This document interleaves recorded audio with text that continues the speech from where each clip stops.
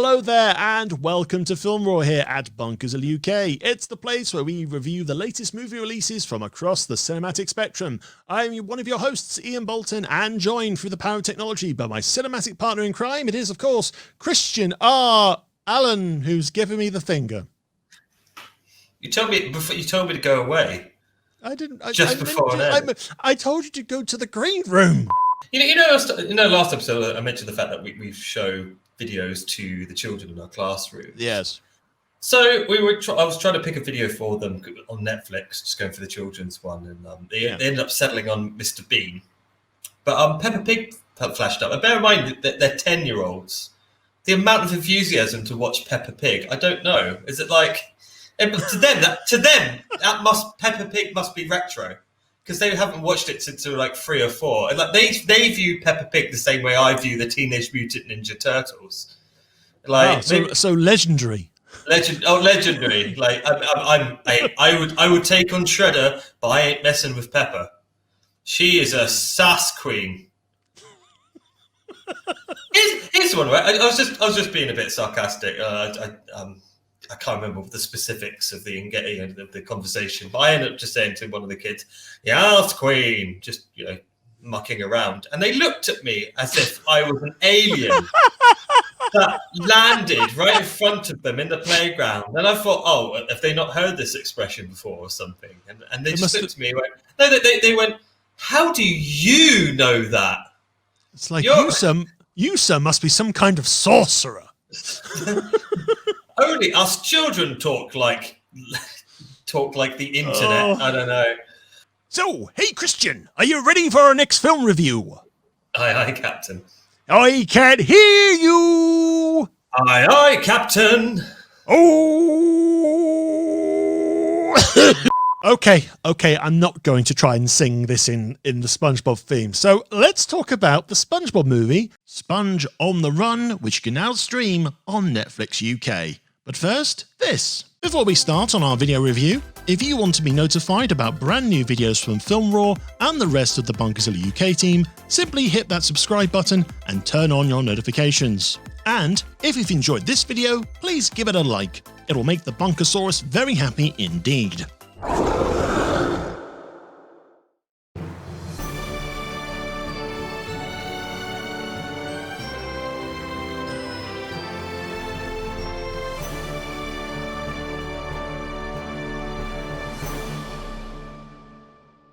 Okay, so Sponge on the Run. It's the third SpongeBob movie. Again, like most films that we have talked about on streaming platforms, this was supposed to be at cinemas past May.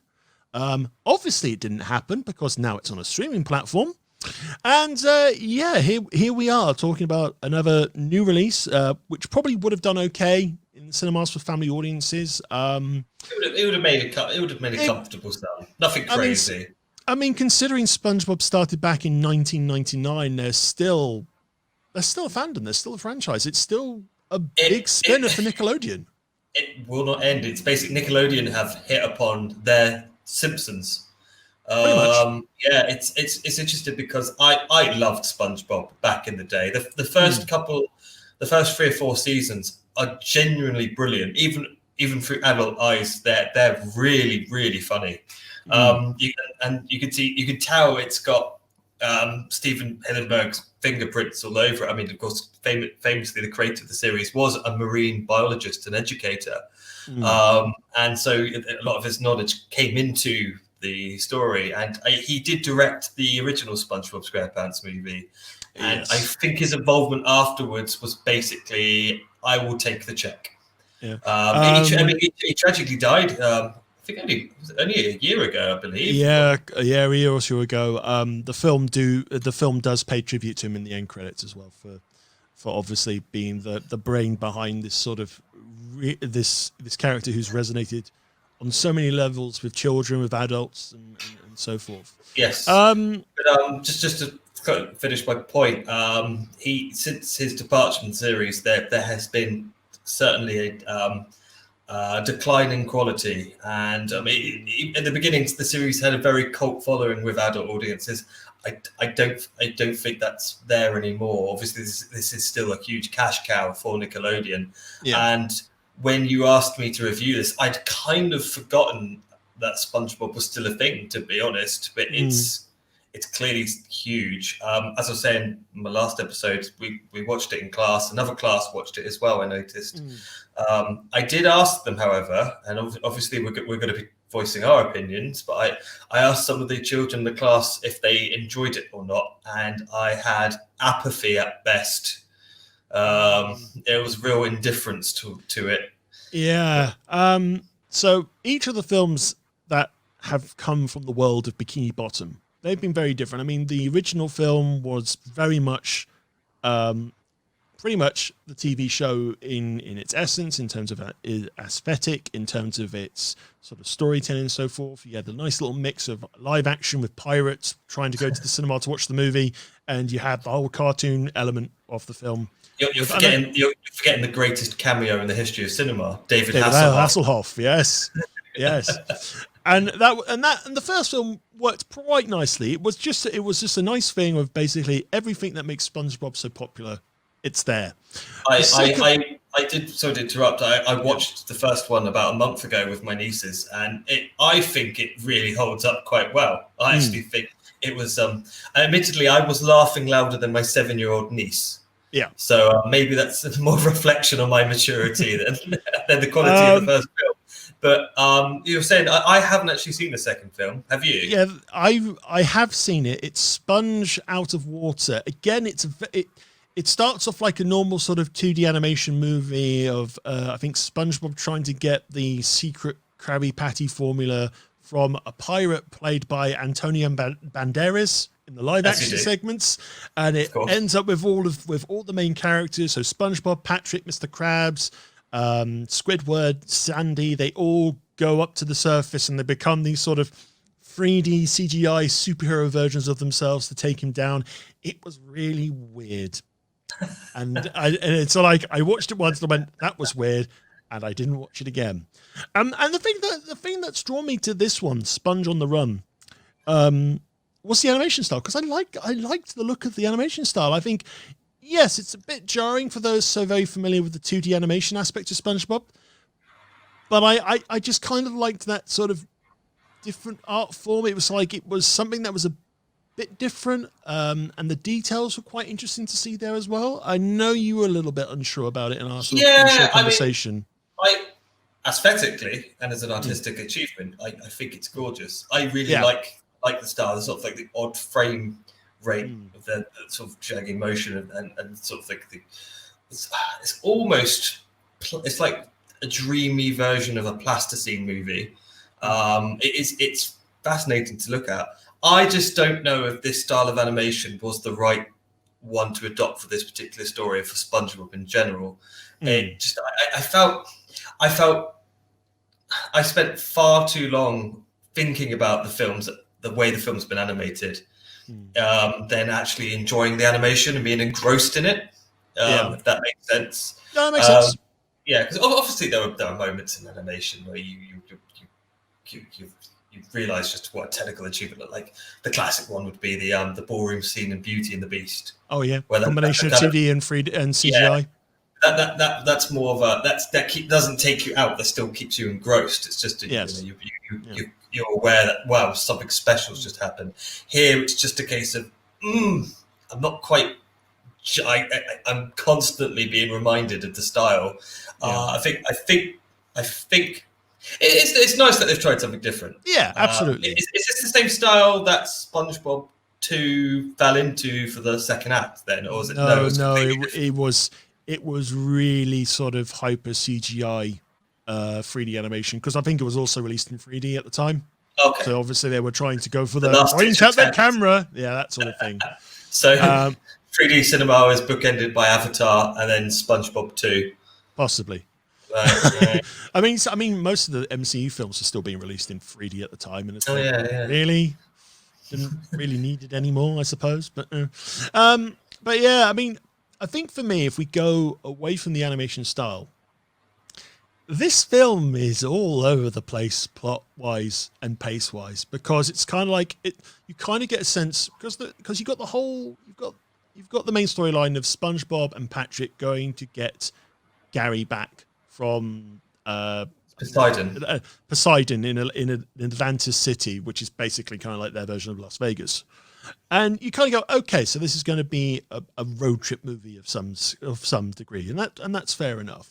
But then you've got the idea that Plankton's up to something back in Bikini Bottom, and that doesn't necessarily happen as you think it happens. I think what I'm trying to say is there are so many weird side steps in the storyline where you're expecting it to go one way, it doesn't go that way, and you go, okay, that's okay. That's okay to go somewhere where you weren't expecting, but the result is more unsatisfying than you thought it was going to be, I suppose. So if it actually stuck to the sort of the cliched milestones you would expect for this kind of movie, because I mean, I totally see where you're coming from. I mean, one of my biggest criticism of this movie is the storyline. To me, it kind of feels like an early draft of the first movie. It feels like a band. I mean, I could be totally wrong. This is just my gut instinct watching this. It feels like there are abandoned plot ideas from the first movie being regurgitated by Tim Hill, the director, because Tim Hill he was one of the writers on the first movie. I think it was quite a big collaborative project under Hillenberg's supervision. Obviously, he's taking the reins now. It just felt like I would have expected a number of these scenes to be deleted scenes, like animatics. Yeah, with not quite an entire movie based on them. And because I think the thing is as well, it's like certain bits are okay, but they do outstay their welcome quite quickly. I mean, I think the one sequence I can definitely attest to on that one is this Wild West segment, which happens, and it introduces Keanu Reeves as Sage, which is great. I was going to say you've just described it perfectly. It happens. It's just there. It just happens to introduce Keanu Reeves into the film, and Keanu Reeves is Keanu Reeves. He makes the role what he can, and it's entertaining. I actually think it's a really. I mean, just to be positive for the moment, I actually think the voice acting's. Yeah, it is what it is. The cast of him playing these characters, like I think Tom Kenny could probably voice SpongeBob in his sleep at this point. Pretty much. Yes. I mean, always makes me laugh that Clancy Brown plays Mr. Krabs, because I always think of him as the Kurgan from Highlander. Oh, I remember him as Lex Luthor from the Superman animated series. Oh, I didn't realize that. He's Lex Luthor in that.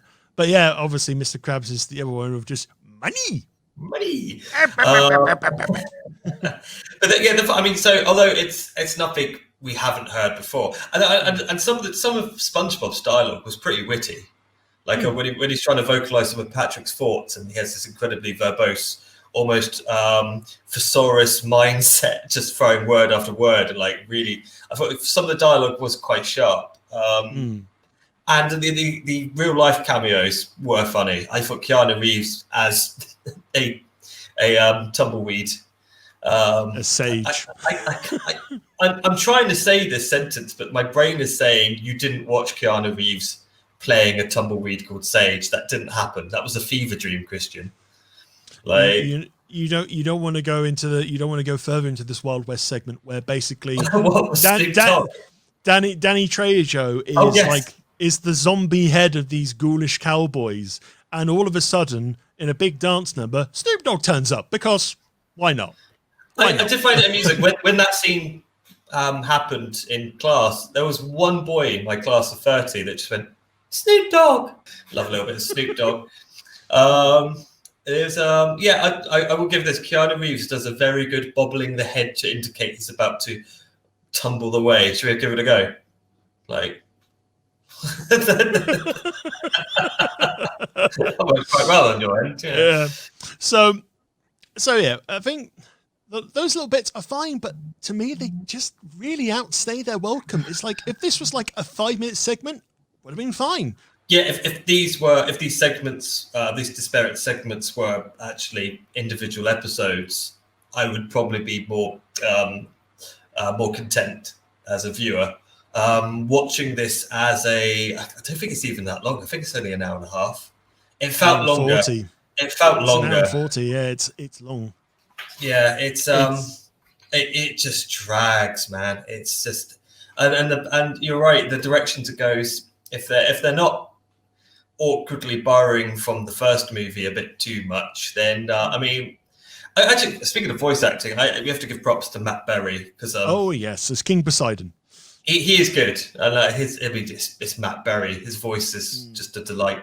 If you get the chance, if any of our listeners haven't watched any of the What We Do in the Shadows seasons, they're currently available on BBC iPlayer. Check out the movie as well. I think the movie's on iPlayer. I think the movie is, but Matt Berry's not in the movie. He's not in the movie, but he's one of the leads in the TV series, and every line of dialogue he says is just, I just laugh. He just has that awesome voice, and it just whenever it's the moment you hear it, you just go, "That's Matt Berry." Matt Berry. Yes, but so he. I mean, it's nice hearing him in this, but again, it's really, it's just like to me, the whole movie is a pedestrian episode stretched from 15 minutes to an hour and 40, and that is unforgivable. Especially if you're a poor parent who's got to put up with this. I won't lie, it was a chore to watch this movie. Yeah. I had to stop halfway through because it's like I was zoning out and I wasn't giving the film my attention, and it was just. And usually, hour and a half films, especially when it's a family animated films, the pace just goes at a nice pace. Usually, good ones that you remember and you enjoy. The pace is snappy, and it goes for it. Whereas SpongeBob, again, it just starts, it stops. You have this side diversion, like the Wild West thing. You carry on again. You stop again. You have another side diversion. You go towards the finale, and then it becomes flashback after flashback after flashback after flashback.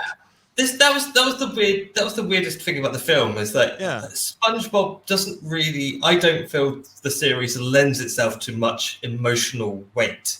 And that's not a criticism of the franchise at all. I think that's just the nature of the surreal classic Nickelodeon type cartoon we have here, and that's fine. That's trying to pull audience heartstrings on how SpongeBob met Mr. Krabs and Squidward and things like this. I just don't. It just doesn't feel. Yeah. It doesn't tonally resonate with the rest of the series and these particular characters, and it just felt odd. It felt odd. I mean, you could have moments of like adorable backstory, like when he when he meets Gary, that is cute. But the way with the schmaltzy music and it wasn't SpongeBob. It's just the finale where all the main SpongeBob characters come forward and they share their first moments of SpongeBob. It's testimony, isn't it? It's as testimony to try and save him from death or something like that. I just didn't care. The weird thing is, like, this is obviously the series is, with Steven Hillenburg no longer with us, and even before he passed, he wasn't really involved in the series. A marine biologist should tell you if you decapitated Patrick and SpongeBob the way they were shown, they would have still survived. It's just science. Science. The weird thing about sea sponges is that if you put them in a blender, right, and then pour. This is crazy. The fact that scientists have done this, and I anyone who's recognises this factoid, yes, I'm regurgitating QI. If you put a sea sponge in a blender, blend it to a mush, you'd think it's dead, right? If you pour it into a tank of seawater, it will reform back into its like T1000. Yes. The Liquid Terminator has more in common with SpongeBob Squarepants. Like random fact. Do you actually know? This is a bit of a tangent. Do you know how they created that brilliant sound effect for the Liquid Terminator morphing? I don't. I think I remember, but tell me. They literally went to the nearest convenience store, bought like a 16-cent tin of dog food, opened up, and just let the slide down in front of the microphone. Like, yeah. I think it was George Lucas's lot who produced the sound, Skywalker sound. But like, yeah, going back to SpongeBob. It just kind of sums up where we are with the film. Oh, yeah, if we're talking about sound effects from Terminator 2, I think the safe thing to say here, kids and adults, is this wasn't a good movie. Stick to the first one. Yeah, stick to the first one and watch some of the classic series of the show. We usually get this every time we say we kind of go off on tangents or get angry about a family film not being good. It's like, oh, it's just for kids. It's like, well, no. I think with SpongeBob is pretty much it's pretty much one of the like the king of Nickelodeon cartoons, I would say. Yeah, it is in a tier that very few characters from Nickelodeon have ascended to. Obviously, we remember things like Rugrats. We remember things like Rocko's Modern Life. We remember things like Ren and Stimpy for probably wrong reasons. But no other character in Nickelodeon's cartoons history has hit the heights of SpongeBob. And it feels like the film doesn't really service that or pay tribute to that. It feels very pedestrian. The story is all over the place. And if you're a fan of SpongeBob, go watch it and make your mind up. Don't be put off by us sort of being very, very frowny towards it. It's just, we were expecting some amusing things, especially in these times, but it just wasn't coming. It just wasn't there. I take umbrage with people who think that, children's film, as you were saying just now, children's films are just for kids. I think children are very clever and very they can tell. I mean, yes, they can put up with a lot more. How can I put this politely? Shonky crap. Disney Channel crap. Yeah, they can be. They're more than happy to be entertained by that kind of not so great content. But they know if something's good. They can differentiate between Disney Channel and a Pixar movie. And like I said, the kids I spoke to, and again this is anecdotal, but the children I spoke to about it, they just weren't bothered about it. Which is a shame, really, because, again, rewatching the first movie last month, I was wetting myself with laughter. And with this, I was I think I had a similar experience to you. I realised I was on my phone halfway through the movie. Yeah.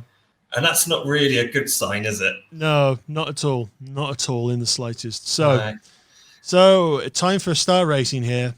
I think before we started talking about this film, ahead of recording and in the review here, I was going to be very lenient and say, because I liked the animation style, and there are one or two bits that I do like Keanu Reeves, I would give it 3. But I think based on what we've talked about and how we've engaged with it, and you talking about how the school children that you've shared watching the film with have also responded, I can't give it more than 2 stars.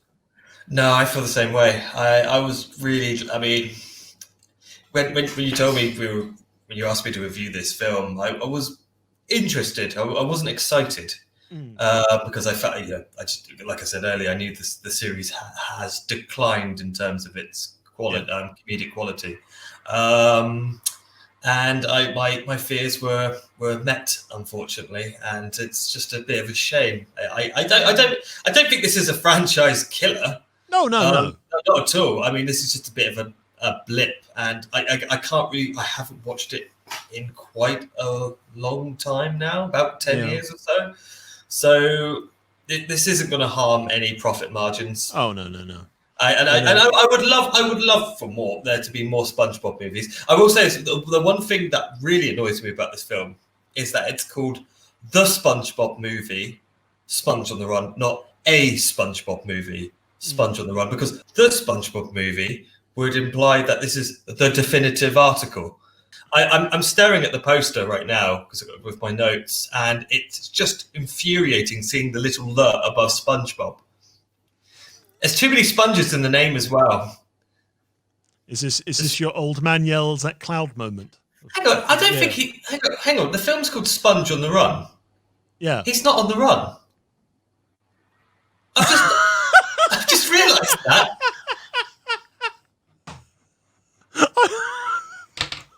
How did we not pick that up? It's like SpongeBob hasn't committed any crimes in this film. What? No, the film should be called Sponge on Trial. That's infuriating. That's ruined my day, Mr. Bolton. And on that bump, this deserves 2 stars, 2 starfishes. And there you have it. Sponge on the run? Not bloody likely. 2 stars. It's time to get that rancid chum bucket taste out of our mouths, because that is all we have time for here on this episode of Film Roar. Thank you very much for joining us. Whether you're watching the show on YouTube or listening via your dedicated podcast provider, make sure you subscribe so you get new episodes first when we release them. And you can also get in touch with us by emailing filmroar@bunkazilla.co.uk. And finally, there is a whole world of monstrous content to discover at bunkazilla.co.uk. Read great articles and listen to more amazing podcasts from our talented team. And, of course, you can follow us on Facebook, Twitter and Twitch at Bunkazilla UK. So, until next time, stay safe, enjoy your movies. I've been Ian Bolton, joined by Christian R. Allen. I'm ready. I should have done that at the beginning. Never mind. It's okay. We're ready to finish. Adios. See you next time. Bye-bye.